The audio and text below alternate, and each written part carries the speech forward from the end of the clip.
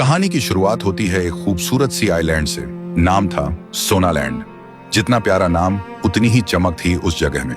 यहाँ के पेड़ों से जैसे सोना टपकता हो और हवा भी सोने की खुशबू से महकती हो। और इस सपनों के सोनालैंड में रहता था राइस्टार। राइस्टार को सोने से इतना प्यार था कि उसने सोना नाम की लड़की से ही शादी कर ली और राइस्टार अपनी बीवी से बेपनाह मोहब्बत करता था। दोनों राजा और रानी जैसे जी रहे थे। सोना उसकी जिंदगी थी और सोनालैंड उसकी मोहब्बत का जहान।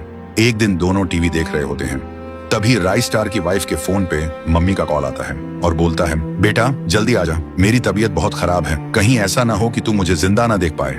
वाइफ घबरा जाती है और बोलती है, राइस्टार प्लीज मुझे एयरपोर्ट छोड़ो, अभी मम्मी के पास जाना पड़ेगा। राइस्टार बोलता है, चलो, और दोनों निकल जाते हैं। और एयरपोर्ट पहुंचते ही राइस्टार अपनी वाइफ से बोलता है, अच्छे से जाना, मैं सोनालैंड को अकेला नहीं छोड़ सकता। उनकी वाइफ बोलती है, ठीक है, लेकिन तुम भी अपना ख्याल रखना, मैं जल्दी वापस आ जाऊंगी। सब कुछ सही चल रहा था, लेकिन किस्मत को तो कुछ और ही मंजूर था। उधर दुनिया का दूसरा सबसे अमीर आदमी, नाम था व्हाइट 444, लेकिन वो अमीर बना था लोगों के खून से। एक दरिंदा जो अमीरों को लूटता, जमीन छीन लेता और उनके सपनों को राख बना देता। और अब उसका अगला निशाना था सोनालैंड का सोना। तभी उसका एक आदमी आके बोलता है, बॉस, राइस्टार आइलैंड पे नहीं है। व्हाइट 444 के चेहरे पे शैतानी स्माइल आती है। तब तो ये सोनालैंड अब मेरा बनेगा।